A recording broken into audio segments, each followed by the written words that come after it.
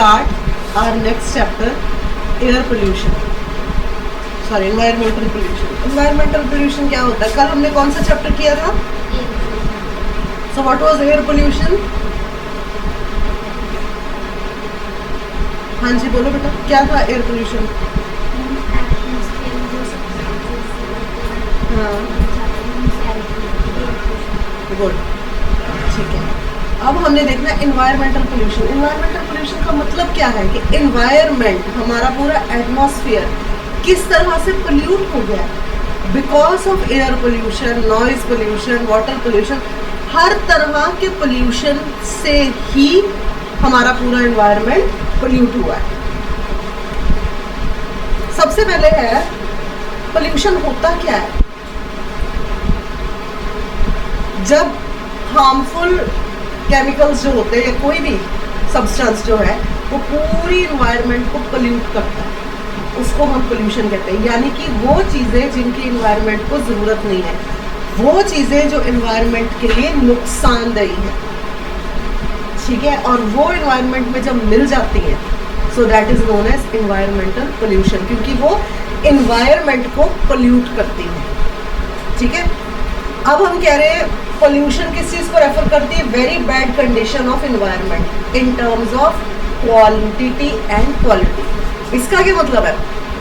इसका ये मतलब है बहुत बुरी कंडीशन कर देती है ये पूरी की पूरे एटमॉस्फेयर की या एनवायरनमेंट की.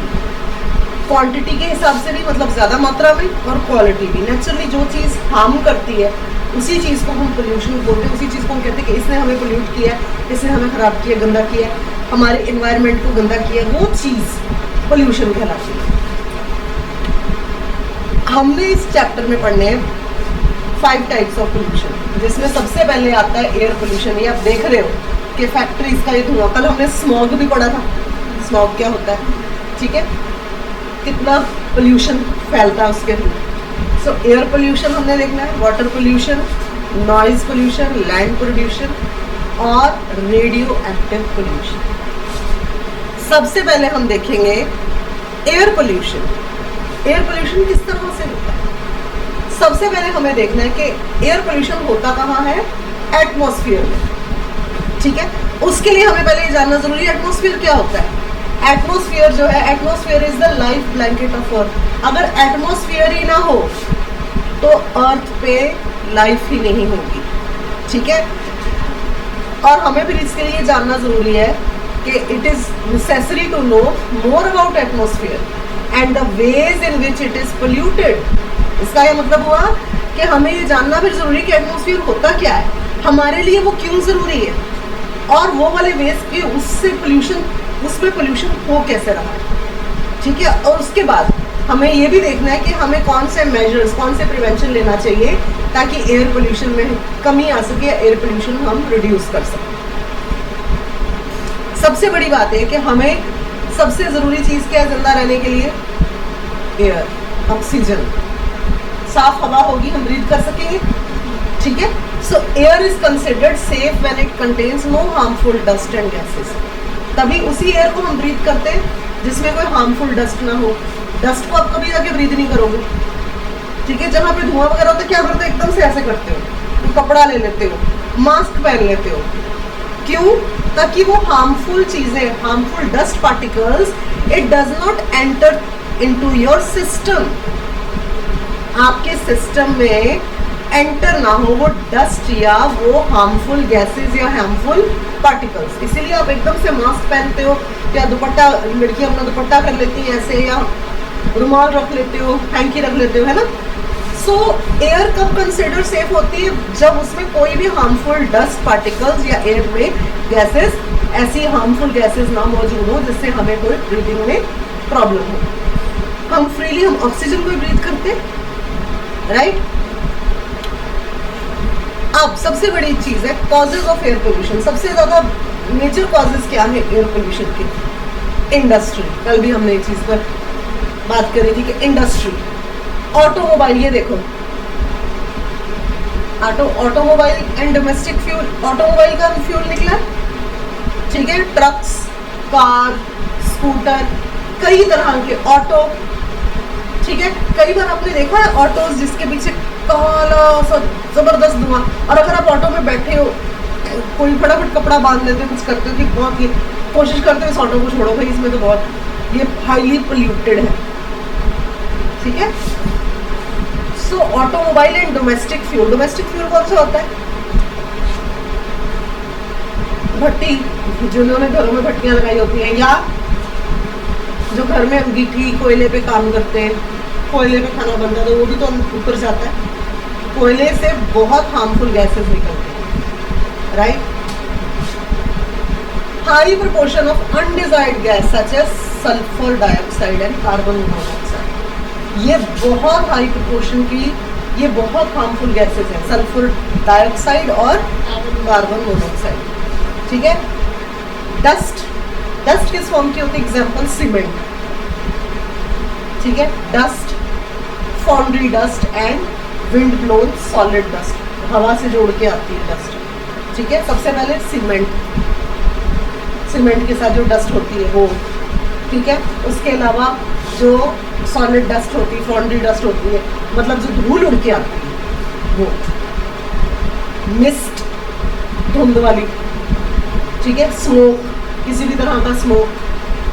कार्बन ब्लैक, जो कार्बन से ब्लैक सूट निकलता है, जो कोयला जल जाता है उसमें से जो धुआं सा निकलता है, बहुत हार्मफुल होता है। कई बार आपने रिपोर्ट्स पढ़ी होंगी कि लोग घरों में रात को अंगीठी कोयले की रख के दरवाज़ा बंद के सुबह दे वर फाउंड डेड। क्यों? क्योंकि उसमें से बहुत हार्मफुल गैसेस निकलती, ठीक है। एरोसोल्स, नेल पेंट रिमूवर कल बताया था, और पेंट वाले, ठीक है, वार्निश वाले, ठीक है ना। उससे एकदम, जैसे कल हमने इसी बात की थी हमने इसी टॉपिक पे, कि जैसे किसी को फ्रेशली पेंट हो तो एकदम से आप कहोगे ये पेंट की स्मेल चढ़ रही, एकदम बाहर को आओगे कि नहीं। Now what are the effects of air pollution? Air pollution के इफेक्ट्स क्या हैं? ह्यूमन हेल्थ, सबसे बड़ी चीज ह्यूमन हेल्थ, हमारी हेल्थ पे इफेक्ट होता है। डस्ट कहीं उड़ रही है, आप 2 मिनट नहीं, 2 सेकंड नहीं खड़ सकते। एनिमल्स पे भी बहुत इफेक्ट होता है। Plant, naturally can plant grow in a dusty atmosphere? कहीं प्लांट ग्रो हो सकेगा? अब देखो, डेजर्ट को हम उस चीज में कंसिडर नहीं करेंगे, पर फिर भी चलो मान लेते हैं डेजर्ट में सैंड ही सैंड है, वहां पे चावल की खेती कर लोगे? ठीक है। ओजोन डिप्लीशन, ये आपको मैंने कल भी हमने बात की थी, ओजोन लेयर की डिप्लीशन हो रही है, ओजोन लेयर में छेद है, उसके थ्रू जो हार्मफुल अल्ट्रावायलेट रेज जो है आ रही है वो। एसिड रेन, ये भी हमने कल बात की थी कि एसिड रेन के थ्रू कितनी प्रॉब्लम होती है। एसिड रेन जब क्लाउड्स में फॉर्म होती है, ठीक है, it is all form from those gases which are released in the atmosphere. और जब वो एटमॉस्फेरिक प्रेशर में एसिड मिलकर जब वो नीचे आता है, कल देख रही थी पिक्चर में, तो पूरा प्लांट मुरझा गया था। वेरियस रेस्पिरेटरी इलनेस, सबसे बड़ी रेस्पिरेटरी इलनेस यानी कि सांस लेने में तकलीफ कौन सी होती है? एस्मा हो जाता है लोगों को, टैकिकार्डिया होता है, और भी कई तरह की रेस्पिरेटरी इलनेसेस यानी कि सांस लेने में कई तरह की तकलीफें लोगों को हो जाती है।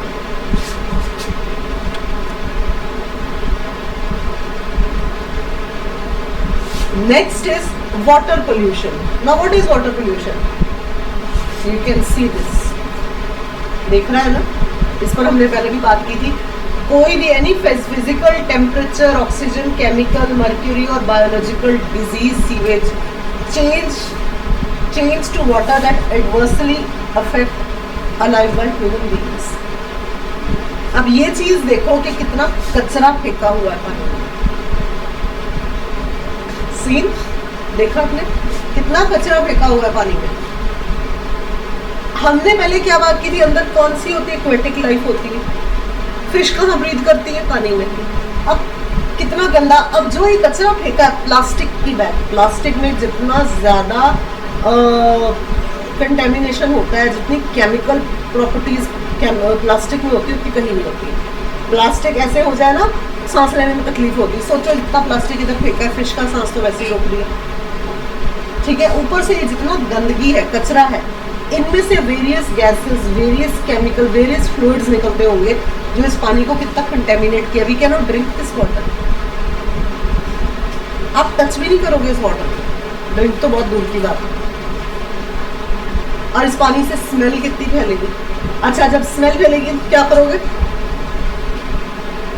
राइट? सो कितना ह्यूमन बींग्स को ये इफेक्ट करेगा गंदा पानी।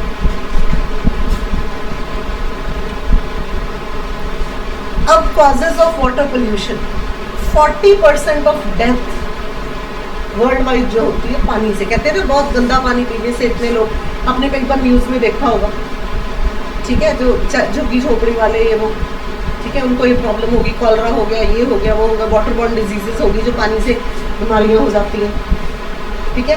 Water pollution is caused by organic and inorganic industrial waste and effluent discharge into rivers, ठीक है। इंडस्ट्रियल वेस्ट, इंडस्ट्रीज के थ्रू भी हमने एक और पिक्चर देखी जो पाइप बनी हुई थी, उसमें से इंडस्ट्रियल वेस्ट है जो पानी में जा रहा है। हमने यमुना वाला टॉपिक भी पढ़ा था, ठीक है। तो कितने सारे इंडस्ट्रियल वेस्ट, अब ये देखो, you can see this picture, ठीक है।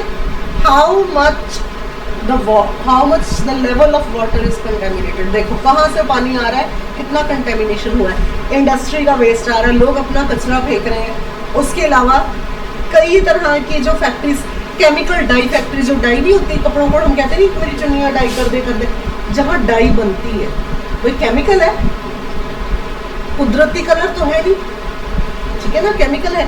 जहाँ वो बनती होंगी, जो उसका सीवेज का गंदा पानी है, वेस्ट है, वो रिवर्स में जाता है, पॉन्ड्स में जाता है, लेक्स में जाता है। और सोचो हम लोग डाई सिर्फ कपड़े पे करते हैं, हमारा कपड़ा कितनी जल्दी उस रंग को सोख लेता है ना, उस रंग में रच जाता है। जस्ट इमेजिन वो गंदा जो, जहाँ पे डाई, हमने तो इतनी सी डाई यूज करी ना अपने कपड़े में, पर जो डाई की जो केमिकल फैक्ट्री है, जहाँ पर पता नहीं कितनी तादाद में डाई बन रही है, उसमें से कितना जो है बनने के बाद जो गार्बेज है या जो उसका एफिलेंट है, जो उसका केमिकल वेस्ट है जो पानी में जाता है। जस्ट इमेजिन ये कितनी पोल्यूशन फैलती है, ठीक है। कभी आपने देखा जो चुन्नियाँ डाई करता है, निकालता है चुन्नी, जो नीचे पानी बच जाता है तो ऐसे फेंकता है। कभी देखो, कभी गौर करना, नेक्स्ट टाइम अगर आप चुन्नियाँ रंगवाने या कोई काम से जाओ, जो उसका पतीला होता है उसके एंड में थोड़ा पर्टिकुलर मैटर होता है, जिसको 2-4 बार उसको मांजना पड़ता है, आगे से उसका पतीला भी थोड़ा रंग लग जाता है। उसको तो हम धो लेंगे, वो बेचारी फिश क्या करे जो रिवर में, समझ आई? ओके, नॉइज जो है it also causes anxiety, noise pollution भी एक होता है जो कि एंग्जाइटी, स्ट्रेस। आप कहीं जा रहे हो आराम से, सडनली जोर से हॉर्न बजा रहे, एकदम ऐसे हो जाते हो ना, उससे एंग्जाइटी होती है। अब ये देखो वाटर पोल्यूशन की पिक्चर्स, ये हमने पिक्चर पहले देखी, देखो ये डाई वाली ही है। जस्ट इमेजिन द अमाउंट, ये देखो काई जम गई पानी के ऊपर, वो जो हरी हरी एल्गाई होती है, फंगस, वो जम गई, काई जम गई पानी के ऊपर। And see this, we cannot even touch this water. Just imagine the amount of fish or amount of aquatic life which is disrupted through this water, जो इस पानी में है और जिनकी पूरी जिंदगी पर असर हो रहा है। समझ आ रही है?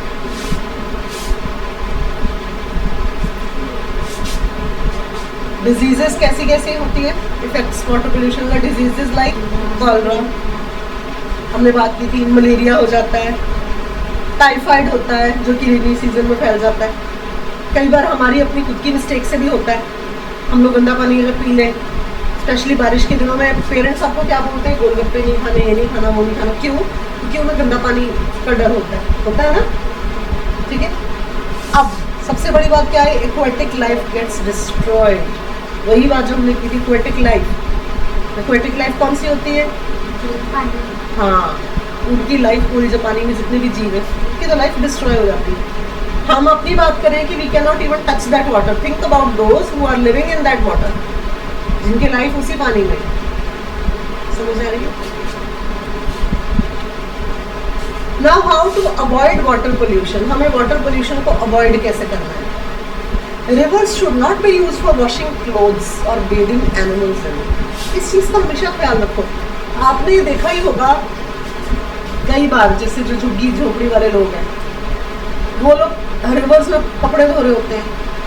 अब एनिमल्स, उनके एनिमल्स, वैसे हम अपने नॉर्मल जो एनिमल्स हैं जो सड़कों पे चले, उनको तो हम समझा नहीं सकते, पर एनिमल्स भी लोग उसमें धोना शुरू कर देते हैं, ठीक है। अगर आप साउथ साइड जाओ, कई बार मैंने देखा है साउथ साइड में एलिफेंट्स, हाथी जो सबसे ज़्यादा वहाँ पे पाले जाते हैं, हाथियों को बीच में डाल के पानी में, हाथी तो बड़ा मज़े से लेटता है। एक उन्होंने कॉप वायर रखी होती है। What is coir wire? Let me explain. Coconut की जो खाल नहीं होती है, कोकोनट, नारियल का छिलका, उसको वो बनाकर एलिफेंट उसमें डुबोया होता है, उसको ये तरह की धो रहे होते हैं, मांज रहे होते हैं उस। अच्छा, अब एलिफेंट के ऊपर से जो गंद निकला है, अब एलिफेंट के ऊपर जो फ्लाइज हैं, बग्स हैं, छोटे छोटे कीटाणु हैं, वो सारे किस में जा रहे हैं? पानी में जा रहे हैं। पानी पोल्यूट हो रहा है, एलिफेंट चमक के निकलेगा, ठीक है ना, वो तो पूरा शाइन होके बाहर निकलेगा। पर जो उसके थ्रू जो सारा वेस्ट गया है, और फिर वो जो उन्होंने बनाया हुआ झावना सा कप बनाया हुआ है, उसको भी तो उसी में धो धा के निचोड़ के वापस ले जाएंगे अपने साथ, दे वोंट थ्रो इट। अब जो उसको धोया है, उसके साथ उसका रेशा निकला, ठीक है ना, क्योंकि जस्ट इमेजिन नारियल की खाल क्या होती है, रेशा ही होता है, वो सारा निकल गया, ठीक है, वो भी निकला। उसके ऊपर अच्छा जो एनिमल का जो रेजिड्यू था, उसका बचा हुआ जो तन था, वो निकला, उसकी गंदगी निकली, ठीक है। अब लोग जो कपड़े धो रहे हैं वहाँ पर, गंदे कपड़े धो रहे हैं, जब रिंस सोप या कोई भी सोप में केमिकल नहीं है, तो क्या हो रहा है? पानी पोल्यूट हो रहा है, ठीक है। So people should not use reverse for washing clothes या बेदिंग एनिमल्स। एनिमल्स को ना बीच में नहलाओ और कपड़े भी मत बीच में धो। दूसरी है harvesting of rain water to meet water requirement. Harvesting of rain water याद है, हमने सेकंड थर्ड चैप्टर में किया था कि अपनी टैंकी वगैरह खोल लो, पानी वो कई लोग करते हैं, रेन वाटर हार्वेस्टर्स लोगों ने लगाए होते हैं, छत पे टैंकी रखी होती है एक तरह की, उसको खोलते हैं, उसमें रेन वाटर आता है, उसके साथ नीचे ट्यूब लगी होती है जो नीचे एक और ड्रम्स के साथ कनेक्टेड होती है, जो ग्राउंड फ्लोर पे रखे होते हैं, अलग अलग ट्यूब जिसमें पानी कलेक्ट होता रहता है, याद है। सो रेन वाटर हार्वेस्टिंग होनी चाहिए ताकि हमारी पानी की रिक्वायरमेंट्स मीट हो। Dams and embankments must be created. Dams की क्रिएशन होनी चाहिए, एम्बार्कमेंट्स बनी होनी चाहिए, क्यों? ताकि पानी को हम बचा सकें। The reverse must not be contaminated. Reverse को पोल्यूट मत करो। कंटेमिनेट और पोल्यूट का सही मतलब है, कंटेमिनेट मत करो, गंदा मत करो, पोल्यूट मत करो। In rivers the dead bodies should be thrown, ठीक है। रिवर्स में डेड बॉडीज भी जो है, चलो रीति रिवाज के हिसाब से कुछ और बात है, पर कई लोग अपने जानवरों को फेंक देते हैं, वो नहीं। Next is noise pollution. क्या ठंडा कर दो।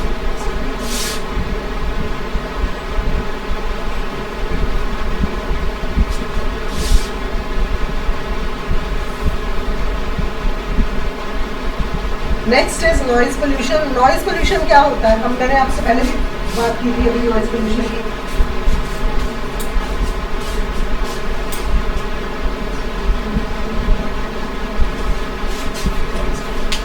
So what is noise pollution? Unwanted sound, जिस साउंड की आपको जरूरत नहीं थी। जैसे मैंने बात की, हम जा रहे हैं आराम से, सडनली ट्रक की हॉर्न की जोर से आवाज आ जाए, क्या होता है? अचानक एंजाइटी हो जाती है, डर से जाते हो, एकदम से डर लग जाता है, चौंक जाते हैं, ठीक है। अनवांटेड साउंड, वो साउंड जिसकी जरूरत नहीं थी। द लाउडनेस इज प्लेजेंट और not depends upon the loudness. आपको आवाज प्लेजेंट लग रही है, अच्छी लग रही कि नहीं, उसकी लाउड की वजह से ही पता चलता है। ड्यूरेशन, कितनी देर वो आवाज आपके कानों में पड़ी, रिदम, किस टाइप की आवाज है, कैसा म्यूजिक है उसका, and mood off the person. कई लोग ट्रक वाले बेतहाशा हॉर्न बजाते हुए जाएंगे, ट्रैफिक क्लियर भी है। Noise pollution not only results in irritation and anger. सिर्फ इरिटेशन नहीं होती है, गुस्सा नहीं आता, और भी कई तरह की प्रॉब्लम्स होती है नॉइज पोल्यूशन की वजह से। नॉइज लेवल्स डेसिबल के हिसाब से, इंटेंसिटी कितनी इंटेंस है, इन डेसिबल्स उसको काउंट किया जाता है। कितनी फ्रीक्वेंसी पे वो है आवाज। Periods of exposure and duration. Periods of exposure मतलब कितनी बार आपको नॉइज सुनाई देती है, और ड्यूरेशन कितनी देर आवाज सुनाई देती है। सडनली मैंने तभी बात की थी कि ट्रक वाला, अच्छा कई लोग अपने घर में म्यूजिक बजाते हैं, जोर जोर से म्यूजिक लगा दिया, आस पड़ोसी को कितनी परेशानी हो रही वो नहीं देखते, अपनी ओर से लगा के रखेंगे जोर जोर से म्यूजिक, तो वो भी काउंट होगा। ठीक है। ट्रैफिक नॉइज कॉजेस क्या है नॉइज पोल्यूशन की? Traffic noise, aircraft noise, aeroplane उसका noise, noise from construction and civil engineer, construction की जगह पे जहाँ पे काम चल रहे होते, बिल्डिंग्स बन रही है, सिविल इंजीनियर का काम चल रहा है वहाँ। नॉइज फ्रॉम इंडस्ट्री, इंडस्ट्री अगर लग जाए घर के आसपास 24 घंटे वहाँ काम चलता रहे, आवाज़ ही आती है, शोर होता रहो बेतहाशा, कितनी प्रॉब्लम होगी आपको। ठीक है। नॉइज फ्रॉम अदर सोर्सेज, और अलग सोर्सेज से जो नॉइज आती है, ये देखो पिक्चर ऑफ नॉइज पोल्यूशन, हमारी धरती परेशान होगी नॉइज पोल्यूशन की वजह से। अब नॉइज पोल्यूशन के इफेक्ट क्या होते हैं? सबसे पहले होता है हियरिंग लॉस, सुनने में कई लोगों की सुनने की शक्ति चली जाती है, हाई ब्लड प्रेशर, एकदम बीपी बढ़ जाता है, सडनली आपके पास जोर से कुछ चिल्ला भी उठे तो ऐसे चौंक जाओ। ठीक है। स्ट्रेस हो जाता है एकदम से, स्लीप डिस्टर्बेंस, सोने में दिक्कत, स्लीप डिस्टर्बेंस हो जाती है, कलर ब्लाइंडनेस, कई लोगों को कलर ब्लाइंड, एकदम से आंखों के आगे अंधेरा आ जाता है। ठीक है। अब हमें नॉइज पोल्यूशन को अवॉइड कैसे करना है? Government should ensure that new machines that should be noise proof. कई इस तरह की मशीनरी, चलो अगर हम इंडस्ट्री की बात कर लें,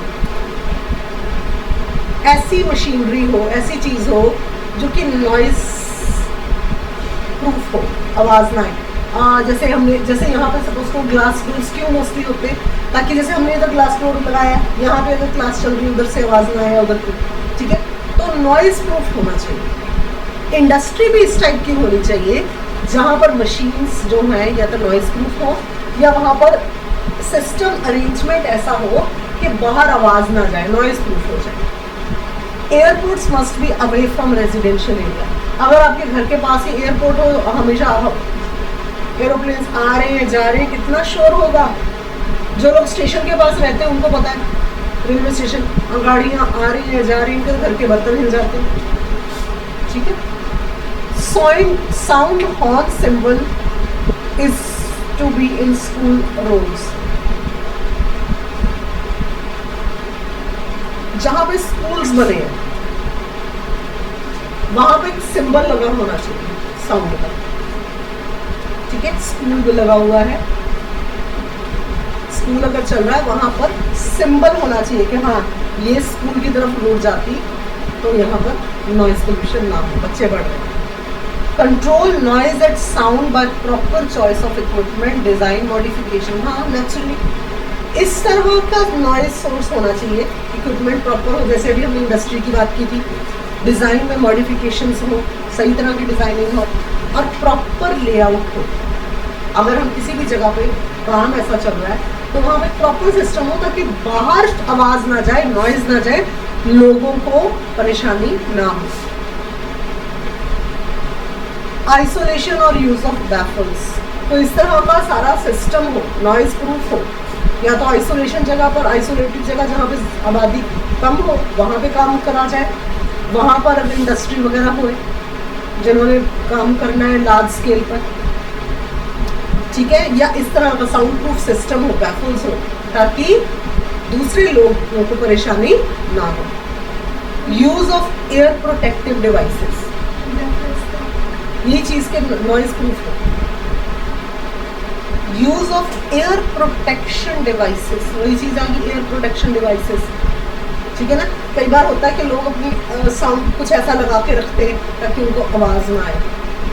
स्पेशली कई बार होता है कि जैसे हमने देखा है फॉरेन कंट्रीज में कई लोगों ने अपने ईयर प्रूफ साउंड ऐसा लगा के रखा होता है ताकि उनको आवाज़ ना आए, टाइप ऑफ हेडफोन्स ले लो। ठीक है। Next is land pollution. ये लो हम हर रोज फेस करते हैं, बारिश हो जाए तो। ठीक है। 1/4 of the area is covered by land, 1/4 भाग धरती का लैंड से बना हुआ है। अब लैंड किस लिए है? लोगों की शेल्टर रहने के लिए, काम करने के लिए हमें लैंड की ज़रूरत। Without land we can not survive. अब यहाँ ये बिल्डिंग है, लैंड पे खड़ी है, आप कहाँ पढ़ोगे, हम कहाँ काम करेंगे, रहेंगे कहाँ? ठीक है, we need land for our survival. सबसे बड़ी बात है फॉर आवर ओन सर्वाइवल, हमें धरती की जरूरत है। Without land we can not survive. अब देखो कि causes of land pollution. Land pollution के क्या क्या कॉजेज हैं? माइनिंग, याद है हमने माइनिंग पढ़ा था सेकंड थर्ड चैप्टर में। क्या था माइनिंग?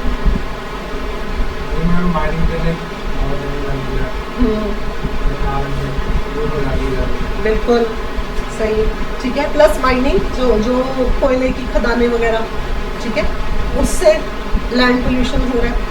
जब ड्रिल हो रही है वहाँ पे कोयले की खदान खोदी जा रही है, कितना डस्ट उड़ रही है।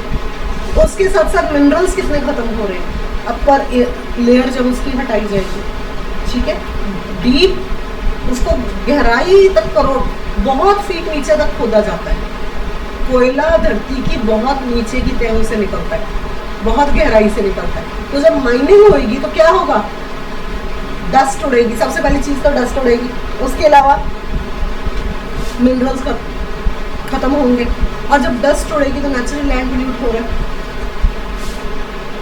हाउस होल्ड गार्बेज, घर का कूड़ा कहीं पे भी लोग फेंक देते हैं, सड़कों पे भी फेंक देते हैं। बल्कि बिन्स बने हुए हैं, ग्रीन कलर के बिन्स बने, कितने लोग हैं जो जाके बिन में फेंकते हैं।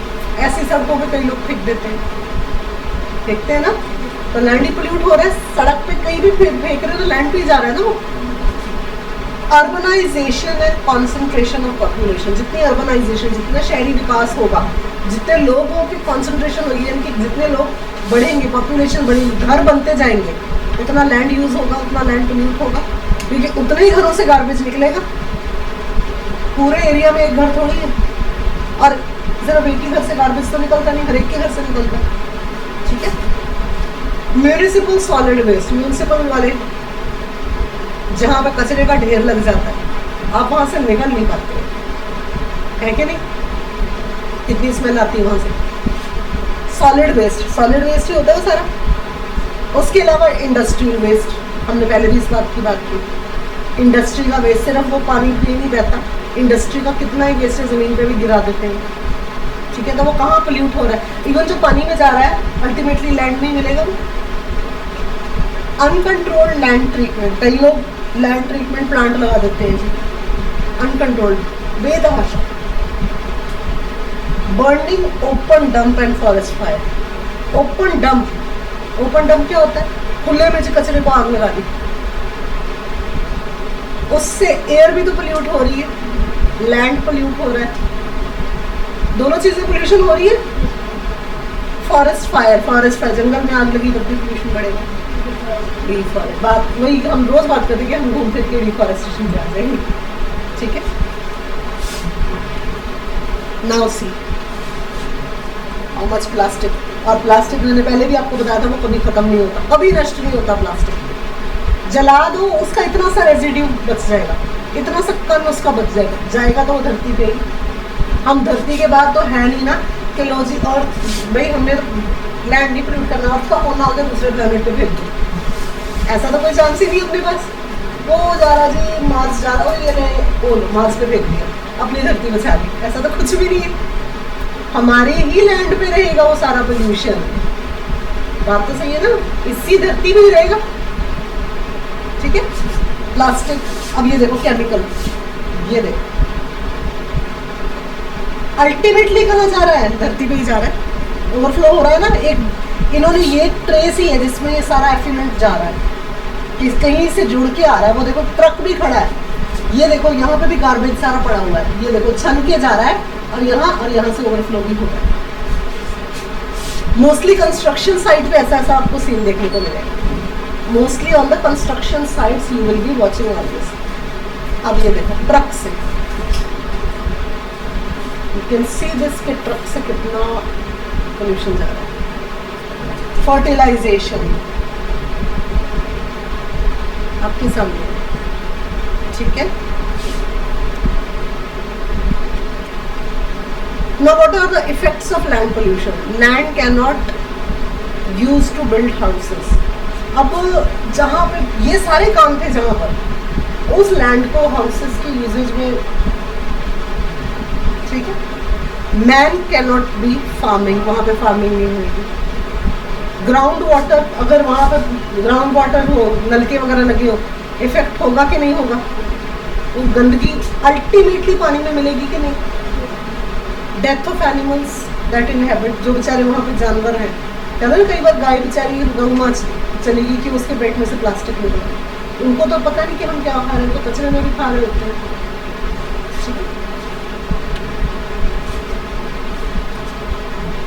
अब हमने प्रिवेंशन कैसे करनी है लैंड पोल्यूशन। एक होता है 3R principle, reduce, reuse and recycle. Reduce मतलब रिड्यूस करो हम वेस्टेज, रीयूज करो और रिसाइकल करो। More and more land should be brought under farming. Trees should be planted everywhere. वहीं पे बात आ गई ना, डिफॉरेस्टेशन को कम करके एफॉरेस्टेशन बढ़ाओ। Waste matter should not be disposed immediately. एक बार हमने पहले भी चर्चा की थी कि अपने घर के कूड़े को भी सेग्रीगेट करो, याद है? अलग अलग बिन्स लगाओ।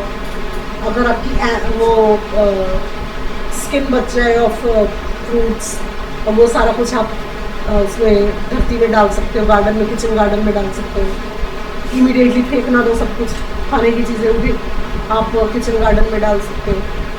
याद है मैंने आपको बताया था। Avoid drilling the land for more underground water. Underground water हमने, याद है हमने चैप्टर जिसमें वाटर वाले में, यहाँ से पानी की कमी, चलो जी अगली जगह कुआं खोद ले, यहाँ पे खोद ले, अच्छा यहाँ पानी सूख गया अगली जगह। कितना आप बार बार ड्रिल कर रहे हो, कितना आप धरती का लॉस कर रहे हो।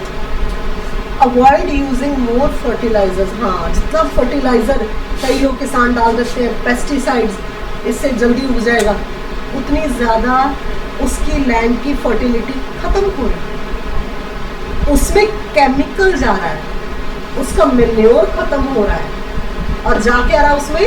Chemical.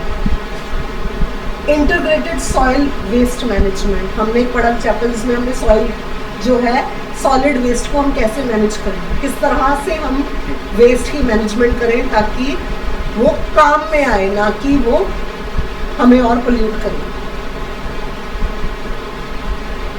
Remediation of polluted soils, जो सॉइल पोल्यूट होगी उसकी रेमेडी निकाला जाए, उसको कैसे इम्प्रूव किया जाए, उसको कैसे दोबारा से रीयूज किया जाए, ये कैसे उसको पहले उसका इलाज हो, उसको ठीक हो, रेमेडी हो उसकी, और उसके बाद वो यूज में आए। Prevention of soil erosion, soil erosion जितनी हो रही है, स्लिटिंग हो रही है, ठीक है ना, पहाड़ों से बैठ के जो आ रहा है, याद है सॉइल इरोजन कैसे इरोड होता है सब कुछ, उसकी प्रिवेंशन करनी। Contaminated of hazardous waste and water waste treatment using land treatment techniques. गंदे पानी को कैसे साफ किया जाए, लैंड और वाटर का जो वेस्ट है उसको कहाँ पे रखा जाए, कैसे हम अपने रिवर्स को साफ रखें, कैसे लैंड को साफ रखें, उसकी भी हमें बहुत ज़्यादा ज़रूरत है। समझ आ रहा है?